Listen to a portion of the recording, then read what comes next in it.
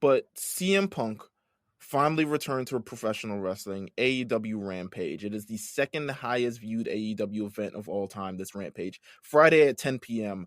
I said it couldn't be done because I said Friday at 10 p.m. is a terrible slot, but the wrestling fans showed up to see their savior, CM Punk. What were your thoughts on CM Punk's return to professional wrestling and his words, I guess?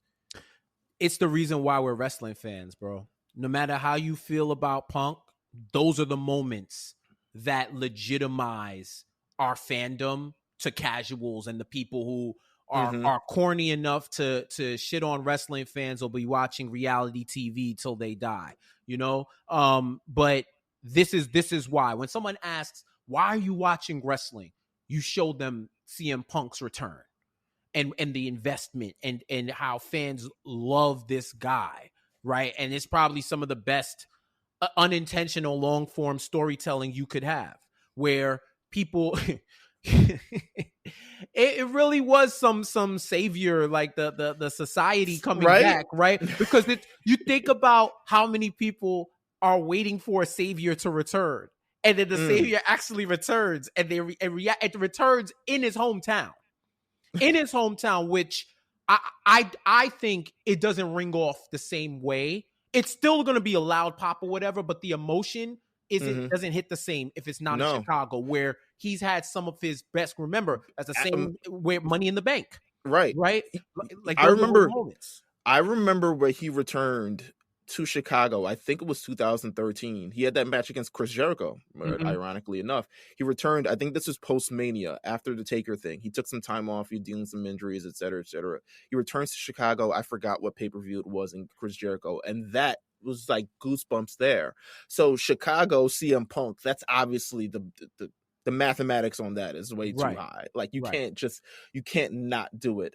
But I love the emotion, the outpour, the importance, the moment, and the shift that this kind of represents. Because to be honest, CM Punk never said he said he would not return to wrestling ever again. He was jaded. Right. He was absolutely that.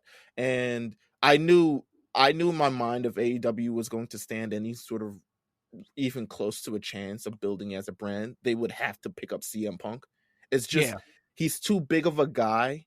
And he's too representative of the AEW fan base for him not to be there in any sort of capacity, and them still be like, yo, but CM Punk's out there, because they would be answering CM Punk questions for the next decade if he never showed up. Right. They would be like, yo, you can sign CM Punk. If CM Punk shows up, like when CM Punk shows up on WWE backstage, it's like, yo, guess he didn't want to go to AEW. Guess the shit wasn't. I guess the bag wasn't big enough. Guess they weren't doing this, that, and the third. Oh, he hates Jericho. Oh, he hates this. You know, you bring up the speculation for that. But him coming to AEW represents a lot for that brand. It gives them. It allows them to cater to because everyone's gonna say, oh, it's provide direct opposition for WWE. It's opposition, but it's still not in the league of WWE. In my opinion. However, it allows them to bolster their fan base to extreme amount of highs, and you have a guy who is absolutely known, and there was a big discussion over the weekend as well about how over CM Punk is and the barometer of how over he is, which we'll get into. But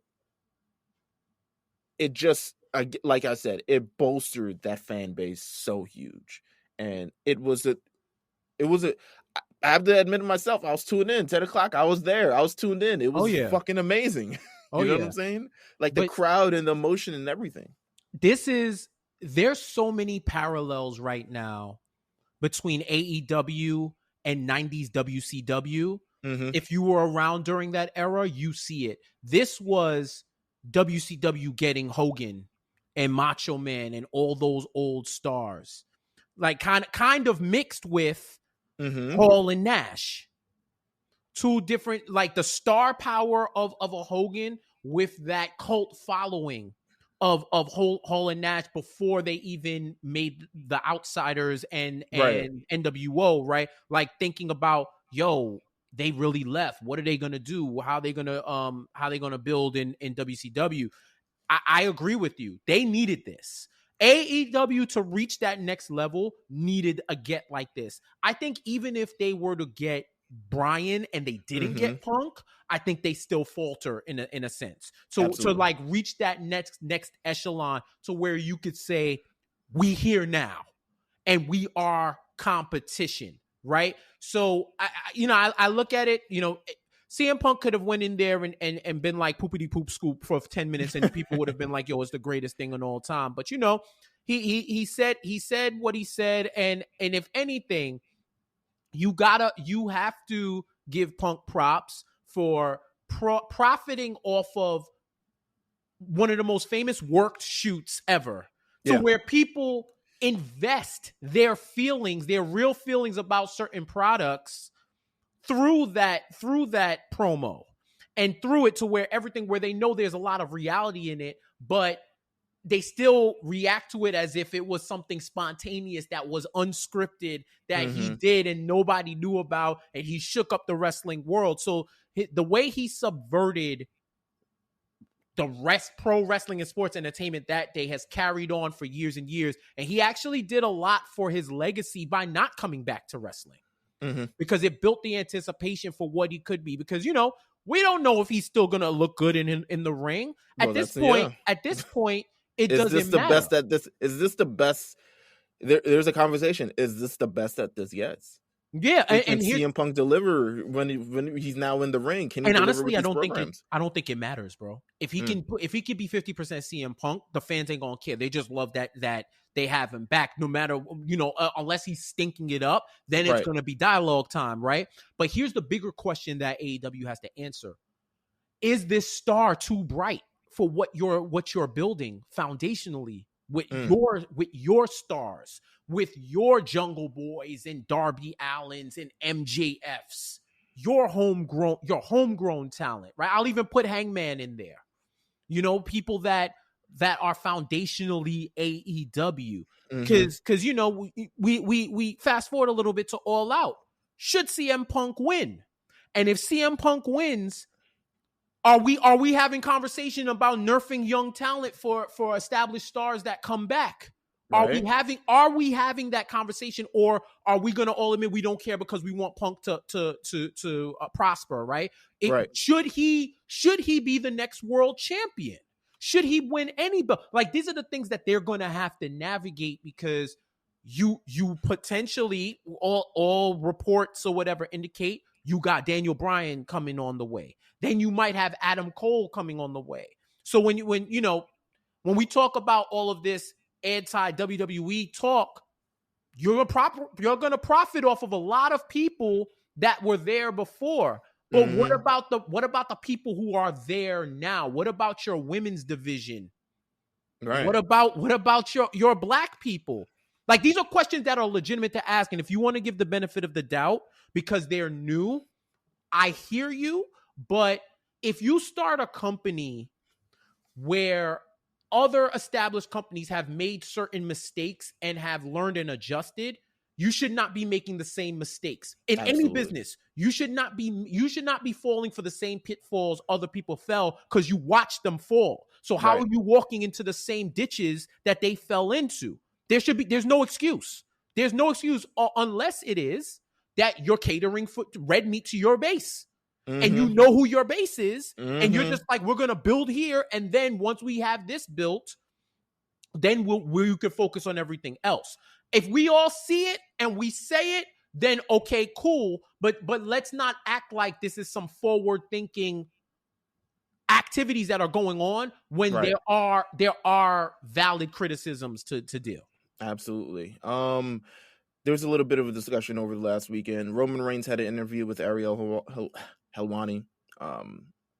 And there was a particular moment in this interview, because I think Roman Reigns definitely added some spice about, just regarding the CM Punk thing, which, to be fair, completely valid. I feel like if there's anyone, and we've been talking about this for years, if there's anyone whose career suffered negatively from that CM Punk podcast, besides apparently Colt Cabana, maybe, but but if anyone, and maybe Ryback, but Ryback. Oh no, but Ryback got smoked. Ryback got put on the fillet, bro. right. He was then now known as like an unsafe worker, but essentially the Roman Reigns kind of idea of like we got to make Roman look strong hindered Roman Reigns until the man had to leave for a illness. You know what I'm saying? Like he wasn't able to recover from that at all because of the stigma that was attached to him. It was like, yo, we're building around Roman, we're making Roman look good. So when Roman Reigns is asked about these things of these part-time performers, and he responds, some people may think that they're better than they actually are. I'm like, okay, turn that up, because guess what? You got the same energy. You got to meet these people on the same way. You're going up. You're going to meet these people same way up as you're going down. And Roman Reigns is on a star on the way up, but it opened up this conversation about these part-time performers and what they contribute to the show. And, you know, CM Punk is now in that, he's now in that, I guess, class now of these part-time performers, because from what I've heard, he's not wrestling every show. He's not wrestling actively. Nigga, I wouldn't if I was CM Punk. He's wrestling. I think he's wrestling the 4 main shows. Maybe there's some shows after that, but from what I've heard is that he's wrestling the 4 main shows. Oh, just pay-per-view. Just pay-per-view. And he'll be actively on the shows, but he won't be in a wrestling capacity. Now I could be wrong. They'll probably do a Dynamite Hero Rampage. Like I could see that, but it's like he's choosing when and where, as he should. Right. So they put CM Punk. A lot of people were concerned because CM Punk in kind of the league of The Rock and John Cena. Are you under the thing that CM Punk is just as over as The Rock or John Cena? Moves the needle, I guess. Yeah, I would say, even if you were on the side of Roman Reigns and you agreed with Roman Reigns, Friday smoked all of that. Yeah. Friday smoked all of that. By every conceivable metric, CM Punk is over. He's over casually, he's over nationally, and he's over in AEW. He's beyond over. He's in another galaxy right now. Mm-hmm. Now, if you want to ask me about all time, this run may put him in all time. Absolutely. This run will put him in all time. Back then, I'll say for his era, he was one of the tops. But I was in Barclays when Rock showed up to confront Rusev in, I think it was like 2014, random episode of Raw. And I heard the roof go off that. Like, for 2014, Rock ain't been wrestling active for years like that, for real. Roof went off. Like that's a different, it's just different. And his star power just makes it different. So I think this run will solidify any claims of moving the needle. And yeah, hey, Roman Reigns embellished because he don't like somebody. We do it. We're human. We're doing it. And especially somebody who was talking shit about you. Yeah, I'm going to downplay him every chance I get, especially now that I have attained that level of stardom that I knew I could attain. And I'm running, like, stuff is happening the way it was supposed to happen. Absolutely. Despite a debilitating disease, despite criticism from someone who knew that speaking, and here's the thing, people, we get into semantics on what CM Punk said. Right. If you are an entertainer, you know the power of your words. You're not perfect. You may slip up, but you know the power of your words. And especially wrestlers, they know if they say certain things, how it'll be taken by certain parts of the fan base. So even to say, make Roman look strong at a time when people hated him, bro. Like, I was at the Royal Rumble in Philly. Oh my God. I was there. I was there, bro. Different. You know what I'm saying? So, right. So I was there and I heard that, like, people hated him. So that type of sentiment carried over. I could imagine a lot of sleepless nights, a lot of questioning yourself, a lot of that basically Right. just purely off of those comments, you know what I'm saying? Because he galvanizes a certain crowd, and I guess this leans into the, the moving the needle kind of over discussion as well. He galvanizes a certain crowd and says like, "Listen, I am real wrestling." He even said that during his promo. He says, "I quit wrestling in 2005 and Right. now I'm back to wrestling in 2021." And everyone Right. ate it up as if Right. that's not the most bullshittiest response. I was like, all right, take the propaganda. It is what it is. Like, I'm not against CM Punk, but I'm like, you're not gonna ignore these 7 years you were obviously wrestling, being well paid for it, and you re-signed to the company as well. Dog, it's battle rap. It's battle Yeah. rap. Everything might not be true, but we gonna take it as facts because it sound good. You know, Absolutely. we know it's slander, but yo, you getting your shit off. So it's like battle Absolutely. rap.